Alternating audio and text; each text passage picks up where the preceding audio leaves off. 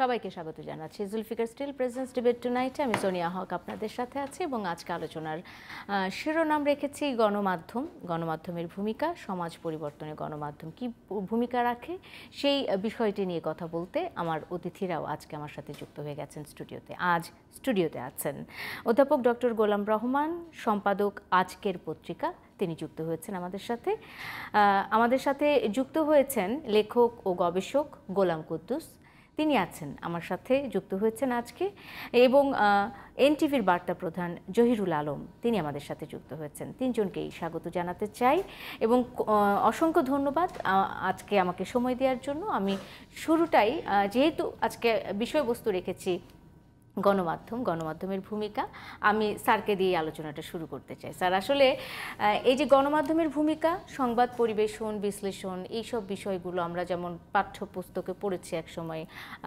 University লেভেলে, গণমাধ্যম এই ভূমিকা পালন করে, সেই ভূমিকা পালন করে, ঠিক এই প্রেক্ষাপটে, মানে এখনকার প্রেক্ষাপটে দাঁড়িয়ে এগুলো কি শুধু আসলে বই পুস্তকে পড়ার বিষয়বস্তু হয়ে থেকে গেছে কিনা, আদৌ গণমাধ্যম তার ভূমিকা পালন করতে পারছে কিনা? অনেক ধন্যবাদ। আমার মনে হয় গণমাধ্যম একটা ব্যাপক বিস্তৃত বিষয়ে, যা নাকি বিভিন্ন খাতে বিভিন্নভাবে বিভিন্ন প্রেক্ষাপটে আলোচনা করা সম্ভব। এখন খুব স্বাভাবিকভাবেই গণমাধ্যমের যে ইদানিংকার ভূমিকা, অর্থাৎ আধুনিক ভূমিকা, সেটি বুঝতে হবে যে আমরা গণমাধ্যমের যে রূপান্তর দেখি একটা সময় থেকে আরেকটা সময়, প্রতি 10 বছর ধরে যদি দেখি একরকম, প্রতি 20 বছর 30 বছর পরে পরে যদি দেখি তাহলে আরেক রকম। সুতরাং এই গণমাধ্যম যে পরিবর্তনশীলতার মধ্যে দিয়ে, একটা ডিনামিক প্রসেসের মধ্যে দিয়ে মানব কল্যাণের জন্যে, মানব অগ্রগতির জন্যে সমস্ত কিছু নিয়ে এটা চলছে। এবং এই যে ধারাবাহিকতা রক্ষা করে চলছে, এটাও মাথায় রাখতে হবে যে আমরা পুরনো দিনকে নতুন দিনের সাথে সংযোজন করছি, সেতুবন্ধ রচনা করছি এই গণমাধ্যমের মাধ্যমে। কারণ দেখা যায় যে দিন চলে গেছে তার ইতিহাস, ঐতিহ্য, সংস্কৃতি সমস্ত কিছু উঠে আসছে। আবার ঠিক একেবারে আধুনিক বর্তমানকে আমরা নিয়ে আলোচনা করছি। বিজ্ঞানের প্রভূত যে অর্জন, সেটা যেমন আমাদের জীবনযাত্রাকে, জীবনমানকে এক জায়গা থেকে আরেক জায়গায় নিয়ে যাচ্ছে, আমাদের প্রবৃদ্ধির থেকে নিয়ে যাচ্ছে। এবং এই যে উন্নয়ন, সেই উন্নয়ন কিন্তু সার্বিকভাবে মানুষের সামগ্রিক জীবন আচরণের মধ্যে এটা প্রতিভাত হচ্ছে। একই সাথে দেখব এই যে পরিবর্তন, এই পরিবর্তন সবই যে একেবারে ভালো কিংবা ইতিবাচক এটা মনে করার কারণ নেই। আমরা জানি যে আমরা একটা উন্নয়নের ধারাবাহিকতায় সারা বিশ্বে বিজ্ঞানের জয়যাত্রায় আমরা এগিয়ে যাচ্ছি। কিন্তু এই এগিয়ে যাওয়ার মাঝে কিছু ইম্পেডিমেন্টস, কিছু সমস্যা, কিছু নেতিবাচক বিষয়, এগুলোর সাথে সাথে জুড়ে যাচ্ছে।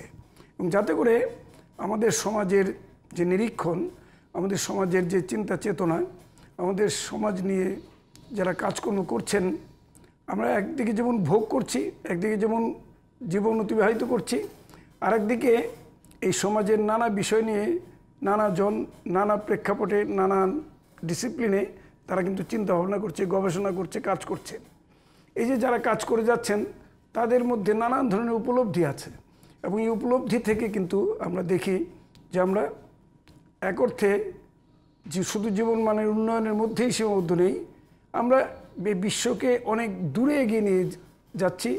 এবং শুধু বিশ্ব নয়, এই বিশ্ব ব্রহ্মাণ্ডের অন্য যে গ্রহ নক্ষত্র, সেখানেও এক ধরনের পদচারণার চেষ্টা চলছে।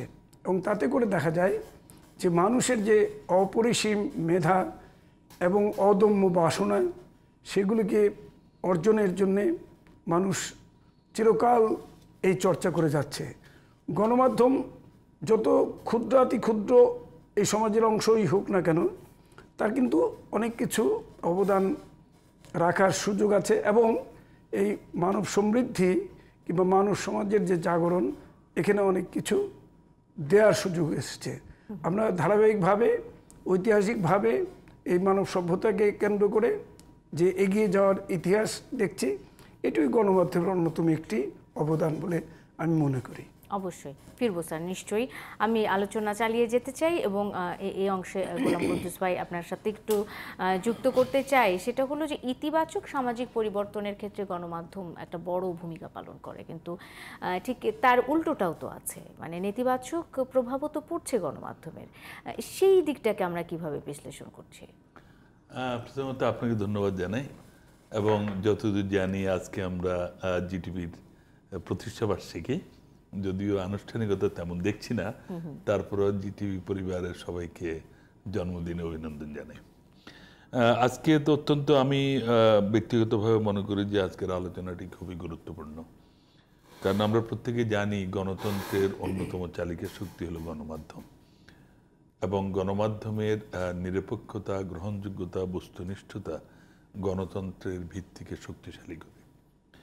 ব্যক্তিগতভাবে আমি গণমাধ্যমের নিরপেক্ষতায় বিশ্বাস করি না।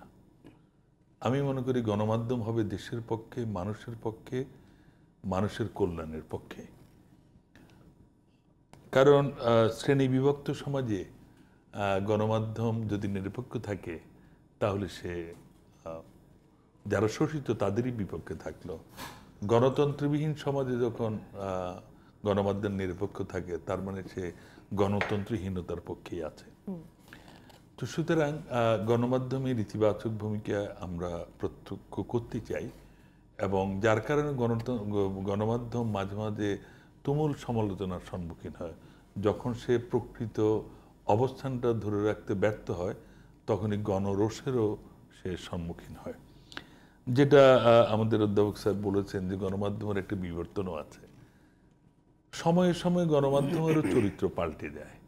যেমন ধরেন 1952 সালে যখন রাষ্ট্রভাষা আন্দোলন ছিল, তখনকার দৈনিক সংবাদ ছিল রাষ্ট্রভাষা আন্দোলনের বিরুদ্ধে, যার কারণে বিক্ষুব্ধ জনতা সংবাদ অফিস আক্রমণ করেছিল। কিন্তু স্বাধীন বাংলাদেশে সেই দৈনিক সংবাদ পত্রিকা আবার জনগণের পক্ষে, প্রগতিশীলতার পক্ষে ভূমিকা রাখছে। তার মানে গণমাধ্যমের একটা বিবর্তন আছে, একটা পরিবর্তন আমরা প্রত্যক্ষ করি।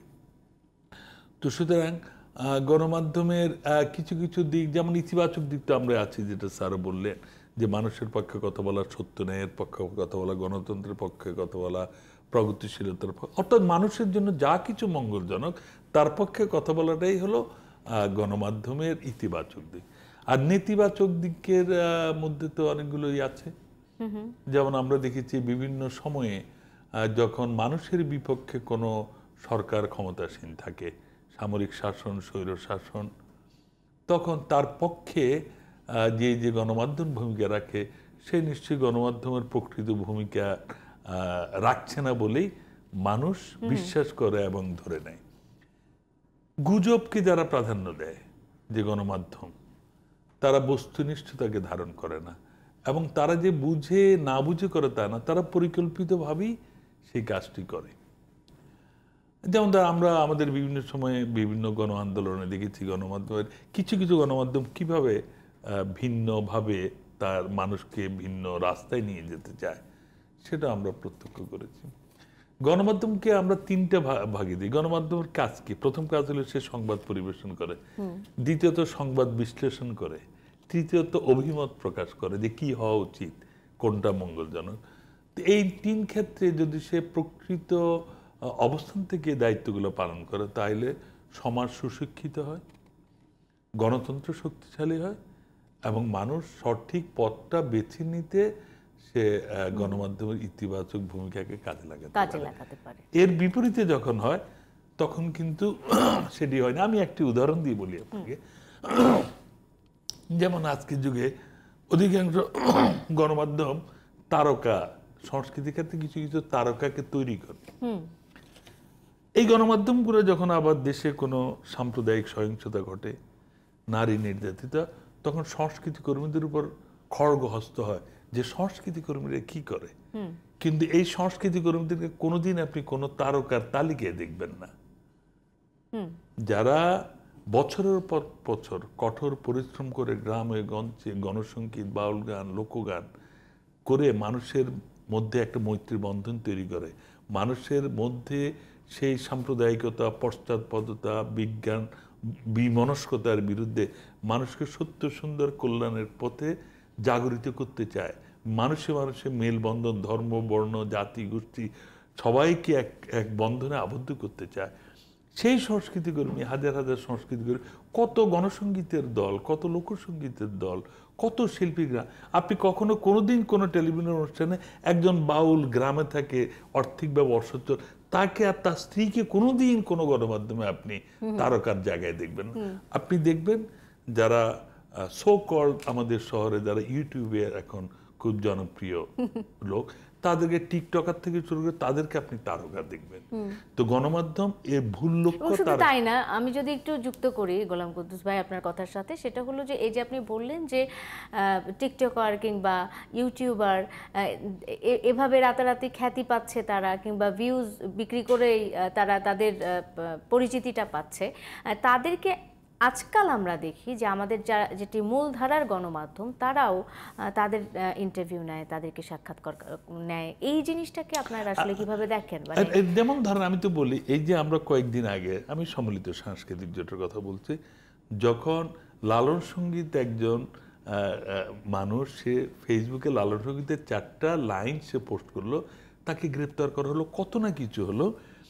তার প্রতিবাদে সম্মিলিত সাংস্কৃতিক জোট কেন্দ্রীয় শহীদ মিনারে লালন সঙ্গীতের আসর করলো। রাতের 11টা পর্যন্ত বাংলাদেশের শ্রেষ্ঠ লালন শিল্পীরা সবাই এলেন সেখানে। ফরিদা পারভিন থেকে শুরু, ফরিদা পারভিন 11:15 তিনি গান গাইলেন, 11:15 শুরু করলেন। আমাদের দেশে দু একটা বড় গণমাধ্যম এক শব্দ তার নিউজ করেনি। ওকে, আমি ফিরবো গোলাম কুদ্দুস আপনার কাছে। আমি চলে আসতে চাই জহিরুল আলম, একজন গণমাধ্যম কর্মী হিসেবে। বহু বছর ধরে জহিরুল আলমকে আমরা টেলিভিশনে দেখি, তার সংবাদ দেখি, তার রিপোর্টিং দেখি। ঠিক এই মুহূর্তে দাঁড়িয়ে যদি জহিরুল আলমকে আমরা জিজ্ঞেস করি যে এখনকার গণমাধ্যমের কন্টেন্ট আসলে কি দর্শকদের চাহিদা মোতাবেক হচ্ছে, মানে আপনারা কি দিতে পারছেন বা আমরা কি দিতে পারছি তাদেরকে তাদের চাহিদা মতো কন্টেন্ট? জি, আপনি খুবই গুরুত্বপূর্ণ প্রশ্ন করেছেন। স্যার এবং গোলাম কুদ্দুস ভাই একটা একাডেমিক পার্সপেক্টিভ তুলে ধরেছেন, কিছুটা তাদের অভিজ্ঞতা লব্ধ বিষয়ে অবতারণা করেছেন। আমি যেটা বলতে চাই যে এই কথা আমরা সবাই জানি যে গণমাধ্যম হচ্ছে রাষ্ট্রের চতুর্থ স্তম্ভ।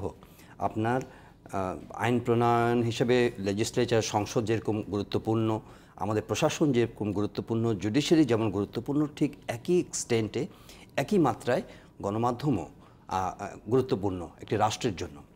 কিন্তু এই রাষ্ট্রের গুরুত্বপূর্ণ স্তম্ভটি সত্যিকারে তার কার্যক্রম পরিচালনা করতে পারছে কিনা, না পারলে কেন পারছে না, এগুলো নিয়ে আসলে আমাদের সিরিয়াস ডিবেট হওয়া দরকার, সিরিয়াস আলোচনা হওয়া দরকার। এবং আমি এই জন্য জিডিপিকে ধন্যবাদ জানাই যে আপনাদের প্রতিষ্ঠাবার্ষিকীতে আপনারা এই আলোচনাটি তুলেছেন। আমি অত ডিটেল হয়তো আলোচনা এখানে সুযোগ নেই, কিন্তু এটা বলবো যে আমাদের রাজনৈতিক জীবনে বলেন, সামাজিক জীবনে বলেন, অর্থনৈতিক জীবনে বলেন, গণমাধ্যমই হচ্ছে গিয়ে একটা মিরর, একটা ব্যাকবোন। তারাই কিন্তু এই পুরো পরিচালনার ক্ষেত্রে ত্রুটি বিচ্যুতি, এটার ভালো মন্দ এগুলোকে যাচাই করার, যেটা গোলাম কুদ্দুস ভাই বলেছেন যে সংবাদ পরিবেশন করবে, তারা এটাকে বিশ্লেষণ করবে এবং তারা অভিমত দিবে এটার ব্যাপারে। কিন্তু একটা আমরা স্বাধীনতার এত বছর পরে এসে গণমাধ্যম সেই কাজটি কতটা রেসপন্সিবলি করতে পারছে, না পারলে সেটা তাদের কতটা দুর্বলতা। আর এক্ষেত্রে এক্সটার্নাল ফ্যাক্টরসগুলো কি, যেগুলো তাদেরকে সেই কার্যক্রমটা পরিচালনা করার ক্ষেত্রে তাদেরকে সীমিত করে দিচ্ছে, তাদেরকে দুর্বল করে দিচ্ছে, সেটাও কিন্তু একটা বড় ব্যাপার। এখানে আপনার মালিকানা থেকে শুরু করে, কর্মী থেকে শুরু করে, আপনার এখানকার সামগ্রিক আমাদের সমাজ ব্যবস্থা বা রাজনৈতিক ব্যবস্থা, এগুলোকে পুরো বিষয়টি নিয়ে আপনাকে আলোচনা করতে হবে, তাহলে হয়তো আপনি গণমাধ্যমের চিত্রটা পাবেন। উনি বলেছেন যে গণমাধ্যমের ফোকাস কী বা অ্যাটেনশন কী বা প্রায়োরিটি কী, সেটা নিয়ে জনমানসে কিন্তু এক ধরনের নেতিবাচক প্রতিক্রিয়া আছে।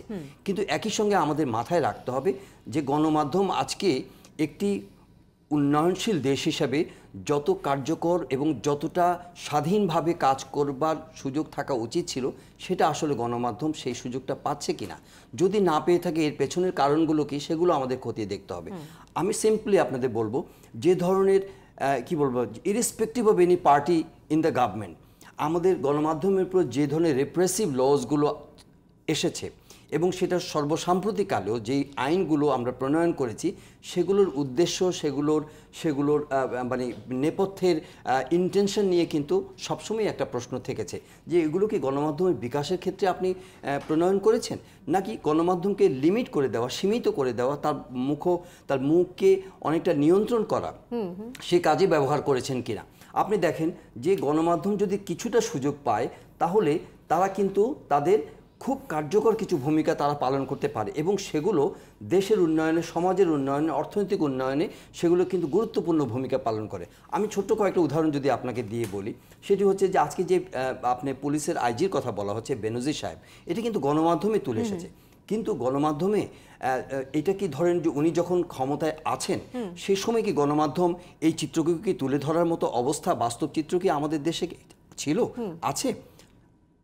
অনেক গণমাধ্যম বলছে যে আমরা জানতাম কিন্তু আমরা সে সময় বলতে পারিনি। এক্স্যাক্টলি, সেটা অনেক গণমাধ্যম বলেছে, অনেক সম্পাদকও সে কথাটি বলেছে।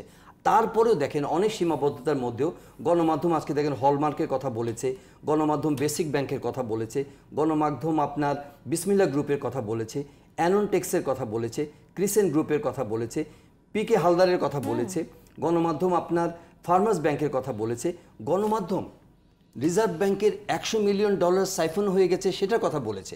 কিন্তু এই বাস্তবতায় এসে দেখেন যে গণমাধ্যমকে আমাদের সেন্ট্রাল ব্যাংক, দেখেন আমি ফাইন্যান্সিয়াল সেক্টরের কতগুলো উদাহরণ দিলাম, এই ফাইন্যান্সিয়াল সেক্টরের এই বিষয়গুলোতে যে একটা ওয়াচডগের ভূমিকা পালন করবে গণমাধ্যম, সেখানে আমাদের সেন্ট্রাল ব্যাংক সাংবাদিকদের উপর একটা নিয়ন্ত্রণ আরোপ করেছে।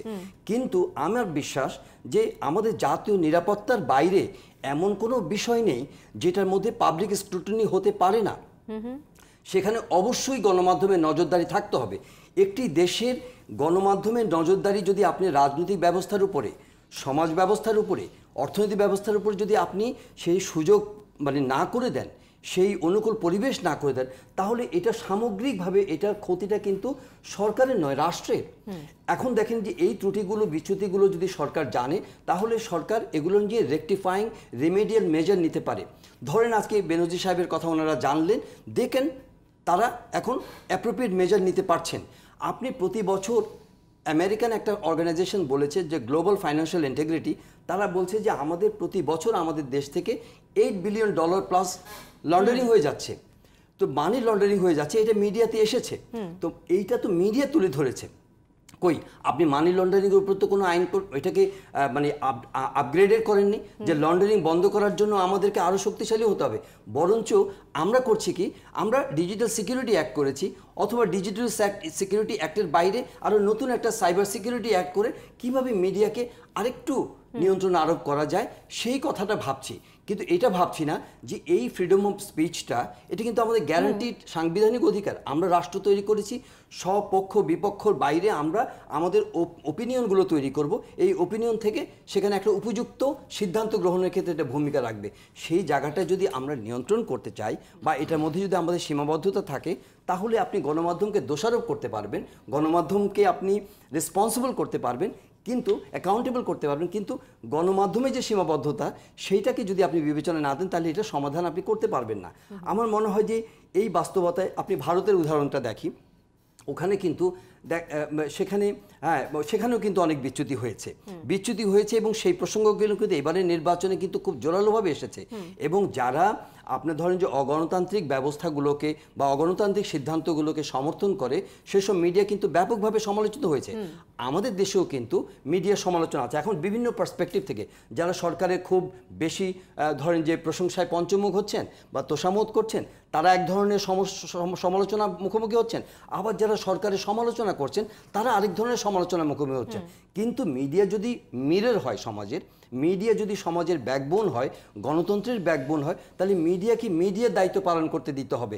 মিডিয়া কোনো দলের নয়, মিডিয়া কোনো গোষ্ঠীর নয়। Media should rise above every occasion, every party affiliation, every গোষ্ঠী অ্যাফিলিয়েশন। গণমাধ্যম সার্বজনীন, আসলে সকলের সার্বজনীন হতে হবে। সেই জায়গাটার মধ্যে কিন্তু আমরা এখন আমাদের স্বাধীন দেশে, একটা উন্নয়নশীল দেশ, আমরা কিন্তু অনেক দূর এগিয়েছি বটে, কিন্তু যতদূর এগোবার কথা আমাদের, সেটা যদি আমাদের মিডিয়া ফ্রিডমটা আরেকটু স্ট্রং হতো, আমরা যদি আনবায়াস কাজ করে যেহেতু মিডিয়া, আমার মনে হয় যে দেশের অগ্রগতি এবং সমাজের অর্থনৈতিক অগ্রগতিতে এটা আরও বেশি জোরালো ভূমিকা পালন করতে পারো। সেই জায়গাটার মধ্যে আমরা কিছুটা ব্যর্থতার পরিচয় জহির ভাই, দিচ্ছি। আমি একটু স্যারের কাছে চলে যেতে চাই, অধ্যাপক ডক্টর গোলাম রহমান স্যার, একজন সম্পাদক হিসেবে আপনিও একজন গণমাধ্যমের সাথে এই সময়ও আপনি যুক্ত আছেন, এবং জহির ভাই যেটা তার আলোচনায় বলেছেন এরই মধ্যে, যে গণমাধ্যমের কাজ করতে গিয়ে বেশ কিছু চ্যালেঞ্জ ফেস করতে হচ্ছে বা চ্যালেঞ্জ ফেস করতে হয়।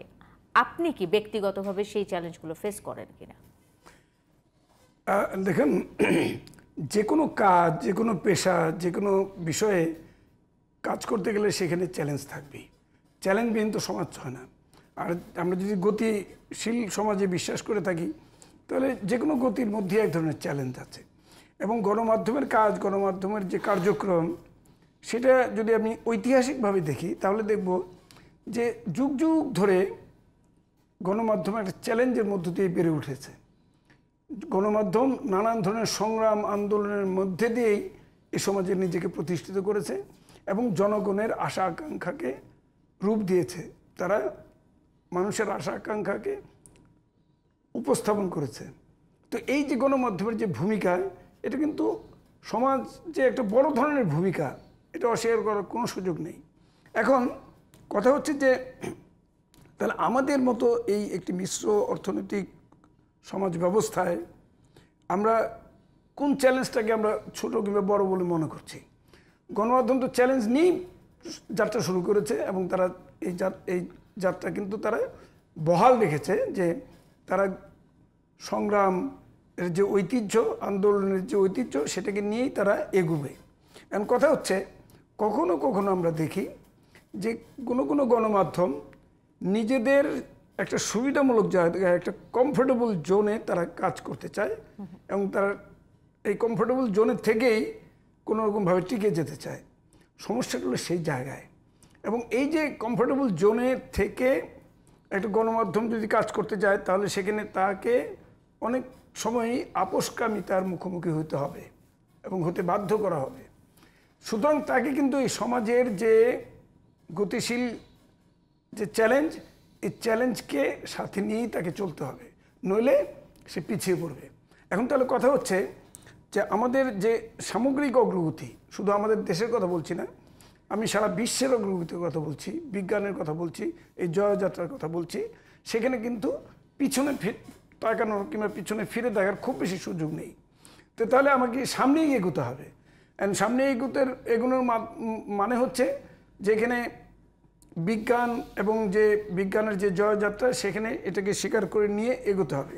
এবং সেখানে আমাদের ধরা যাক, আমাদের এই দেশের যে জনসংখ্যা, যে ঘনবসতিপূর্ণ বাংলাদেশ, এই দেশে আমরা কি আমাদের গণমাধ্যমের কোনো স্বাভাবিক পরিকল্পনা করতে পেরেছি?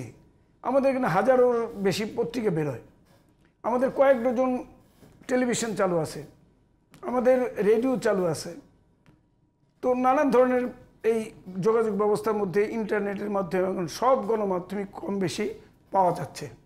এবং এই যে বিশ্বের যে প্রযুক্তির যে প্রভাব, তার কারণে গণমাধ্যমের একটা রূপান্তর হয়ে গেছে, গণমাধ্যমের তার চরিত্র পাল্টে ফেলেছে। তাহলে দেখা যাচ্ছে যে আপনি যে কোনোভাবে এটাকে কোনো না কোনোভাবে যদি বাধাগ্রস্ত করা যায়, তার স্বাধীনতা নিয়ে টুইস্ট করা হয় কিংবা তার স্বাধীনতাকে হরণ করার চেষ্টা চলে, সেটা কিন্তু টিকিয়ে রাখা যাবে না।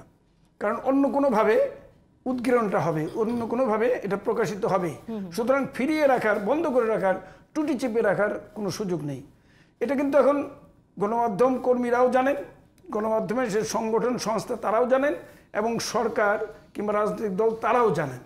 সুতরাং সেই জন্যে এই গণমাধ্যমের উপর খুব কড়াকড়ি চাপ প্রয়োগ করে তারা কিছু হাসিল করতে পারবেন না, তারা কিছু অর্জন করতে পারবেন না, এই অর্জনটা হবে না। সুতরাং এটা পরিষ্কার। সুতরাং তাহলে এই যে গণমাধ্যমের যে অগাধ স্বাধীনতার যে একটা সুযোগ, সেই সুযোগটাকে গণমাধ্যমের সংগঠন হিসেবে, সংস্থা হিসেবে আমরা কতটা কাজে লাগাতে পারছি, এটা ডিপেন্ড করছে যে আমরা ঐতিহাসিকভাবে এবং ট্রেডিশনাল ওয়েতে যেটুকু আমরা করে অভ্যস্ত, আমরা সেইটুকু করে যাচ্ছি। যে এই যে ট্রেডিশনালি আমরা একটু কথা বললাম, একটু মুক্ত চিন্তার কথা বললাম, ইত্যাদি ইত্যাদি, একটু আজকে টকশোতে কথা বলছি, এটা কিন্তু এক ধরনের গতানুগতিক কথা। আমরা কিন্তু বিপ্লবাত্মক কিছু করি নাই, করে দেখাতে পারিনি। বিষয় হলো এই জায়গায় কিন্তু এই সুযোগটা কিন্তু গণমাধ্যমের আছে, এই পটেনশিয়ালটা গণমাধ্যমের আছে, এই আত্মশক্তিটা ভিতরে ভিতরে আছে। এটা শুধু নির্ভর করছে আমরা সেটা কিভাবে ব্যবহার করব, কতভাবে ব্যবহার করব, কোন আঙ্গিকে এটাকে নতুন করে ব্যবহার করে জনগণকে আমার পক্ষে নিয়ে আসবো।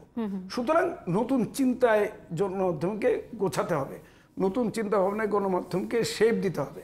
সুতরাং আমরা শুধু ওই ট্রেডিশনাল আমাদের কার্যনির্বাহী যে অবস্থাটা সেটাকে বজায় রেখে আমরা চলতে চাচ্ছি। চ্যালেঞ্জটা কিন্তু এই জায়গায়, অর্থাৎ ঐতিহাসিক সত্যকে মেনে নিয়েই আমাকে আধুনিক হতে হবে এবং আধুনিকায়নের জন্যে আমাকে যে নতুন চিন্তা চেতনা এবং প্রযুক্তি সেটা যে সম্মিলন সেটাকে অনেক বেশি কার্যকর করার সুযোগ আছে।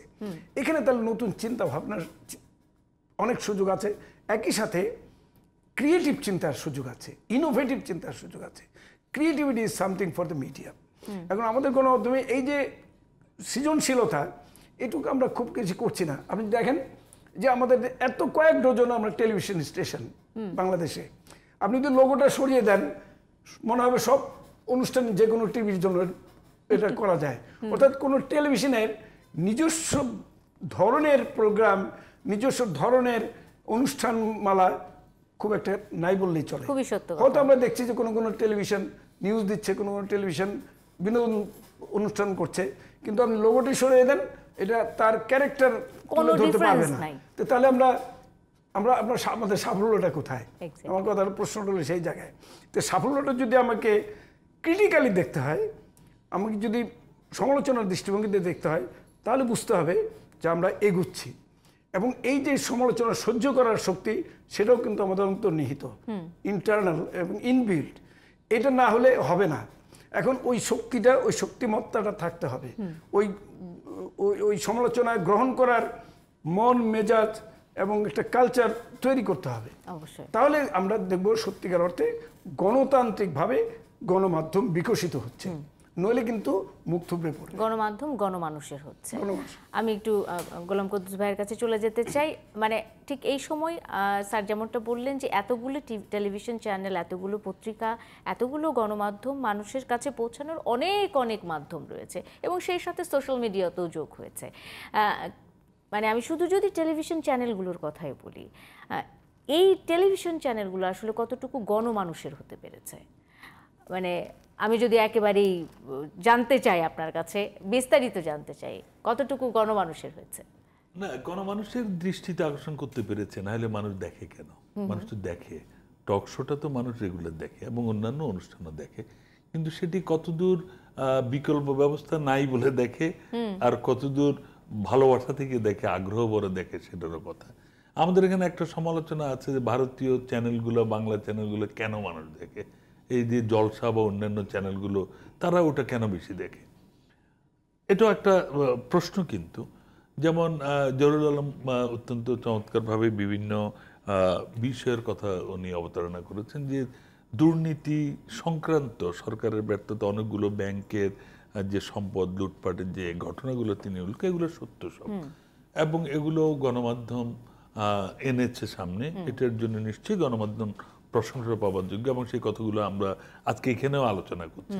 তার মানে কি, চ্যালেঞ্জ নিয়ে সাহসিকতার সাথে যদি আমি কাজ করতে চাই তাহলে সেটি সফল হবেই, জনগণের পক্ষে, দেশের পক্ষে কথা বলবেই। কিন্তু তার জন্য কি কোনো সাংবাদিককে নিগ্রহের শিকার হতে হয়েছে কিনা আমি জানি না। আমার কথা হলো যেটি স্যারও বলেছেন যে গণমাধ্যম অলওয়েজ চ্যালেঞ্জ নিয়েই কাজটি করে, কারণ যেহেতু সে সত্য উদ্ঘাটন করতে চায়, অপশক্তি দুষ্কর্ম সে সামনে আনতে চায়, সুতরাং তাকে তো চ্যালেঞ্জ নিতেই হবে। তো সেই চ্যালেঞ্জ যে নিতে পারবে সে প্রকৃত সাংবাদিক হিসেবে বা গণমাধ্যমের চরিত্রের সাথে তার একটা সাযুজ্য থাকবে। আর যে গড্ডালিকা প্রবাহের সাথে গা ভাসিয়ে দেবে সে গণমাধ্যমের প্রকৃত চরিত্রটাকে ধারণ করছে না, সে কথা আমরা স্পষ্টভাবে বলতে। যেমন ধর অনেক সমালোচনা আছে বিটিভি নিয়ে, তারপর আমি বলবো বিটিভি জনমানুষের পক্ষে অনেক বেশি কাজ করে। কেন বলছি? যেমন ধরেন যে সমস্ত প্রাইভেট চ্যানেলগুলো বেশিরভাগ ক্ষেত্রে যেগুলোতে স্পন্সর পাওয়া যাবে, অর্থনৈতিকভাবে সুযোগ সুবিধা সেগুলোই করে। ব্যবসায়িক চিন্তা হ্যাঁ, ব্যবসায়িক। কিন্তু বিটিভি সরকারি প্রচার মাধ্যম হতে পারে, অনেক সমালোচনা, প্রধানত সমালোচনা হলো সংবাদ নিয়ে।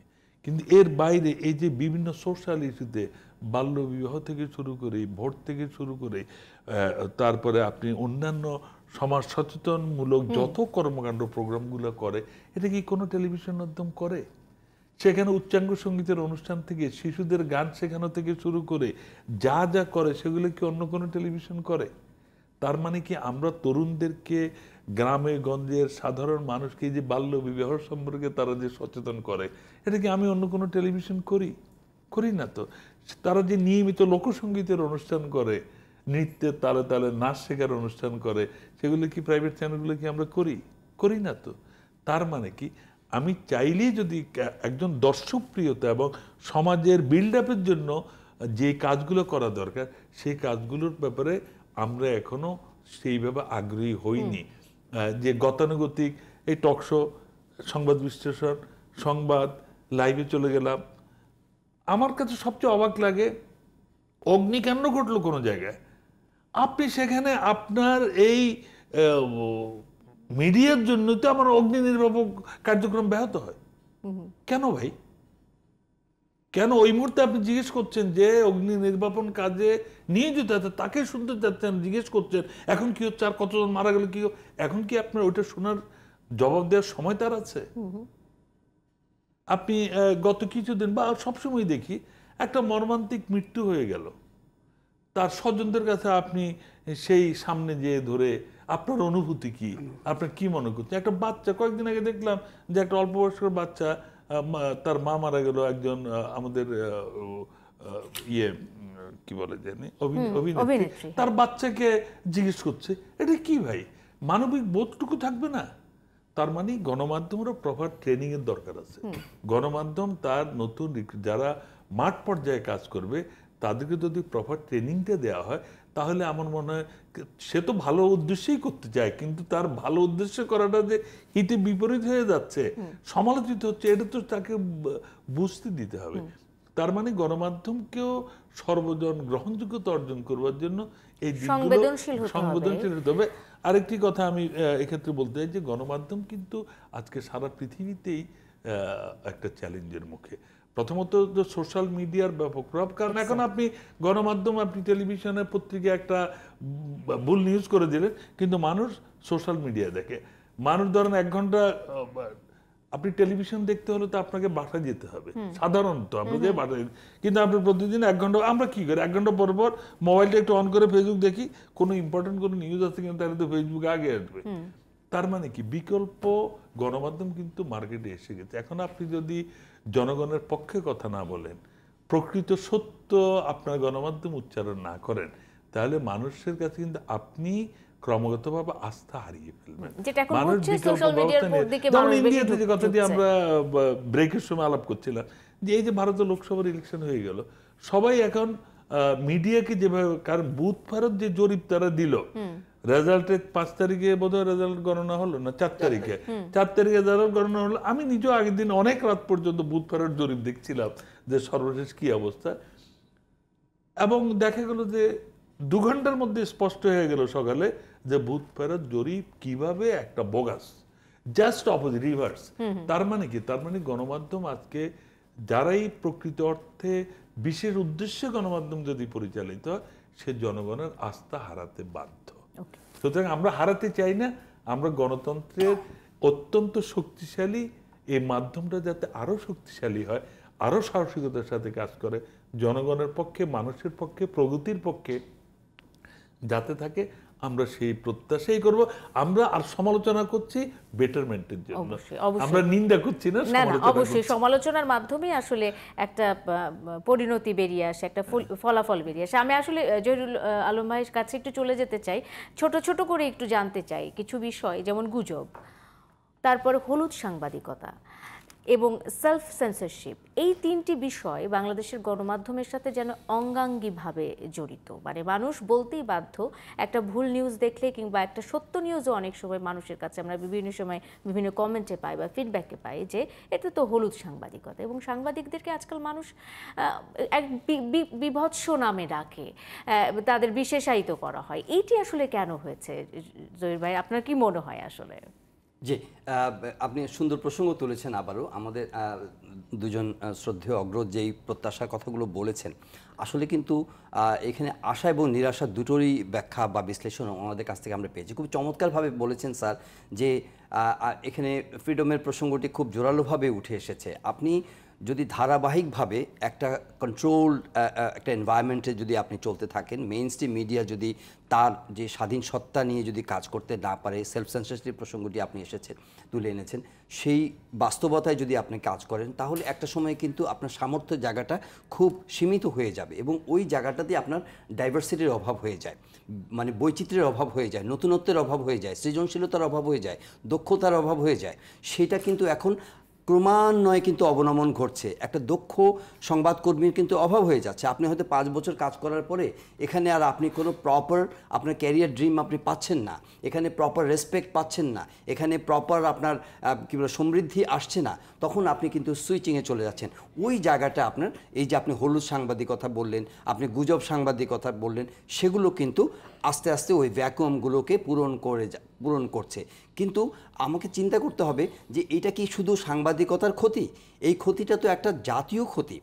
এই জাতীয় ক্ষতিটাকে যদি আমরা রেকগনাইজ না করি এবং সেই অনুযায়ী যদি আমরা এটাকে কি বলবো যে প্রপার পদক্ষেপ গ্রহণ না করি, তাহলে ওই জায়গাটা কিন্তু আমরা একটা বড় ধরনের বিপর্যয়ের মুখে পড়ব। আপনি দেখেন যে এখন সোশ্যাল মিডিয়ার কথা বলা হচ্ছে, মেইন স্ট্রিম তাদের বিভিন্নভাবে তারা কিন্তু সেলফ সেন্সরশিপের পরিচয় দিচ্ছে। সেটা আপনার টকশো বলেন, সেটা আপনার খবরে বলেন, বা সেটা আপনার অভিমত প্রকাশের ক্ষেত্রে বলেন, একটা সেলফ সেন্সরশিপ আছে।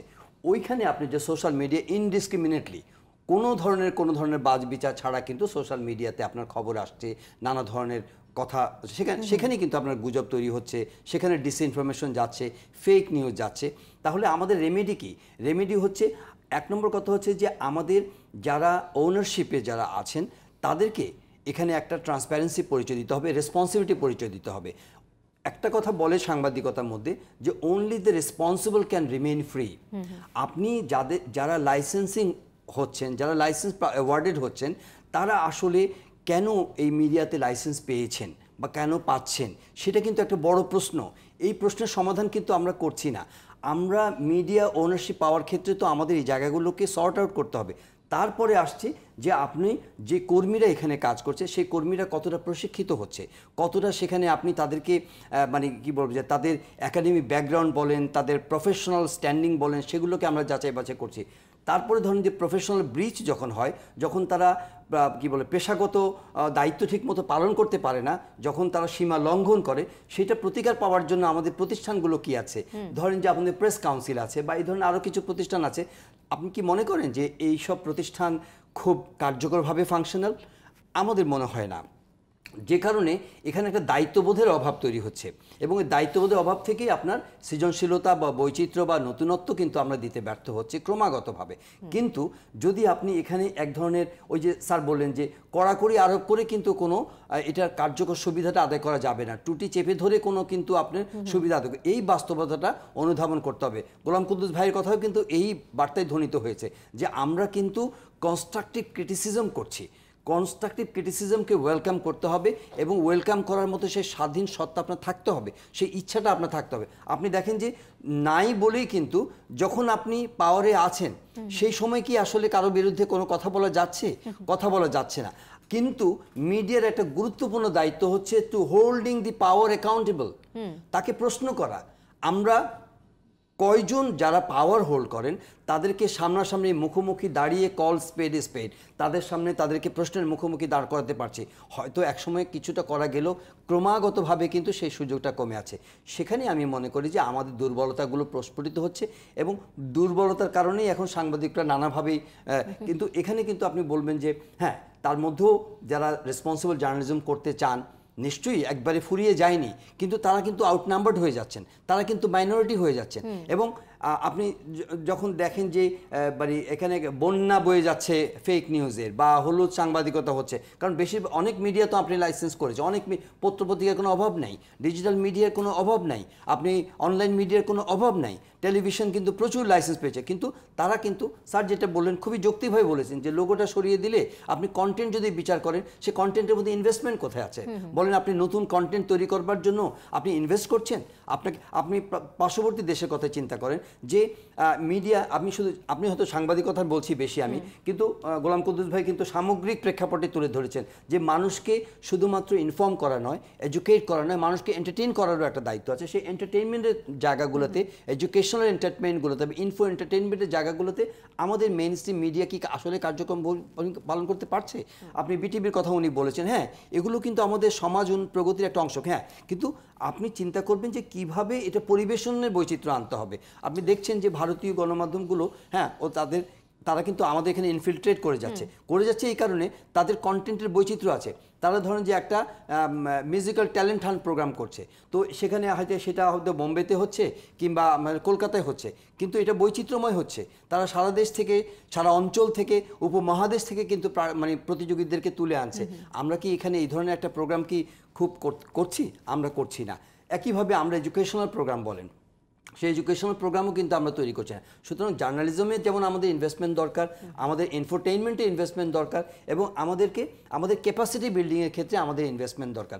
ওই জায়গায় যদি আমরা এখনই সজাগ না হই, এবং আমাদের যারা রাজনৈতিক নেতৃবৃন্দ আছেন, যারা আমাদের নীতি নির্ধারক আছেন, তারা যদি আমাদের ভবিষ্যতের পথ সুগম করতে চান, আমাদের গণতন্ত্রকে সুসংহত করতে চান, আমাদের অর্থনীতিকে যদি সুশক্ত করতে চান, সমৃদ্ধ করতে চান, তাহলে মিডিয়াকে আরও রেসপন্সিবল, আরও দক্ষ, আরও এডুকেটেড এবং আরও কার্যকরভাবে কিন্তু মিডিয়াকে ফাংশনাল করতে হবে। শুধুমাত্র অনুগত মিডিয়া দিয়ে, আপনি দেখেন ভারতে কিন্তু একটা সমালোচনা তৈরি হয়েছে যে গদি মিডিয়া বলছেন, যারা সরকারকে নির্বাচনী বা ইলেকট্রাল অটোক্রেসিকে যারা সমর্থন করছেন ক্রমাগতভাবে, অথরিটেরিয়ান রিজিমকে যারা ক্রমাগতভাবে সমর্থন করছেন, যারা ফাইন্যান্সিয়াল স্ক্যান্ডালগুলোকে চেপে রাখছেন, যারা তুলে ধরতে চাচ্ছেন না, তারা কিন্তু সমালোচিত হচ্ছেন। এখন নির্বাচনের পরে ফলাফল কিন্তু তাদের এজেন্ডা সেটা। এখন এই এজেন্ডার মধ্যে যদি আমরা হয়তো ওই এক্সটেন্টে এখনো আমাদের আলোচনাগুলো সেখানে যায়নি, কিন্তু আমাদের ডিবেটটা, আপনার প্রোগ্রামের নাম হচ্ছে ডিবেট টু নাইট, তো এই ডিবেট টু নাইটের মধ্যে যদি স্যারের মতো যে আমরা বলি যে আমাদের কি আরও সাহসী, আরও অ্যাডভেঞ্চারাস, আরও রেসপন্সিবল ওয়েতে কি আমরা আলোচনাগুলো করতে পারছি? যদি করতে পারি, হ্যাঁ, আমরা শুধুমাত্র সমালোচনাই করব না, যেটা আপনার প্রশংসা প্রাপ্য, সেটা অবশ্যই আপনাকে প্রশংসা আমাদের করতে হবে। মিডিয়া কিন্তু বায়াস হওয়া চলবে না, মিডিয়া কিন্তু দল অনুগত হওয়া চলবে না, কিন্তু আমাদের হয় আমরা এদিকে, নয় আমরা ওদিকে, কোনো না কোনো দিকে আমরা আছি, এবং এটা রিফ্লেক্টেড হয়ে যাচ্ছে আমার কথার মধ্যে। কিন্তু ওই জায়গাটা যদি আমরা মানে কি বলবো যে গেট ওভার করতে পারি, সেটা উত্তরণ করতে পারি, এবং আমরা ফিয়ার থেকে উত্তরণ করতে পারি, ফেভার থেকে উত্তরণ করতে পারি, আনুগত্যেরও অনুসারী হয়ে যাচ্ছি অথবা ফিয়ারের অনুসারী হয়ে যাচ্ছে। ফিয়ার পেলে আমরা কথা বলছি না, সেলফ সেন্সার্ড হয়ে যাচ্ছি, অথবা কোনো আনুগত্য পেলে আমরা খুশি হয়ে যাচ্ছি যে না ঠিক আছে আমি এই সুবিধার মধ্যে আছি। সো এইটা হচ্ছে কি আমাদের মেজর প্রবলেম। আমরা যদি এগুলোকে আইডেন্টিফাই করতে পারি, এবং আমরা আমাদের ন্যাশনাল ইন্টারেস্টে, আমাদের কালেকটিভ ইন্টারেস্টে, দেশের মানুষের ইন্টারেস্টে, আমাদের এডুকেশনের ইন্টারেস্টে, আমাদের হেলথের ইন্টারেস্টে, আমাদের ফাইন্যান্সিয়াল সেক্টরের ইন্টারেস্টে, আমাদের মানে সামগ্রিকভাবে তরুণ সমাজের ইন্টারেস্টে, কর্মসংস্থানের ইন্টারেস্টে, এবং দুর্নীতির বিরুদ্ধে, আমরা মাদকের বিরুদ্ধে যদি আমরা জোরালো অবস্থা নিতে পারি। কয়টা মাদকের বিরুদ্ধে, মাদক সম্রাটের বিরুদ্ধে আপনি কার্যকরভাবে রিপোর্ট করতে পারছেন এবং সেগুলোর ব্যবস্থা হচ্ছে না? কিন্তু হ্যাঁ, আমরা শুধু আছি যে হয়তো আমরা সস্তা হয়তো কিছু এন্টারটেইনমেন্ট বা নিয়ে আমরা পড়ে আসছি সোশ্যাল মিডিয়াতে, সেখানে কিন্তু আমাদের কন্টেন্টের বৈচিত্র্যের অভাব আছে। তো আমার মনে হয় যে এগুলোকে অ্যাড্রেস করতে হবে আমাদের। অবশ্যই। অসংখ্য ধন্যবাদ জহিরুল আলম, গোলাম কুদ্দুস এবং অধ্যাপক ডক্টর গোলাম রহমত স্যার, তিনজনকে ধন্যবাদ জানাতে চাচ্ছি। যেহেতু একেবারেই সময় আমার একেবারে হাতে নেই, আমি চলে যেতে চাই, আমি শেষ করতে চাই আজকের মতো। দর্শক, এই ছিল আজকে জুলফিকার স্টিল প্রেজেন্টস ডিবেট টু নাইটে। সাথে থাকার জন্য ধন্যবাদ আপনাদেরও। শুভরাত্রি।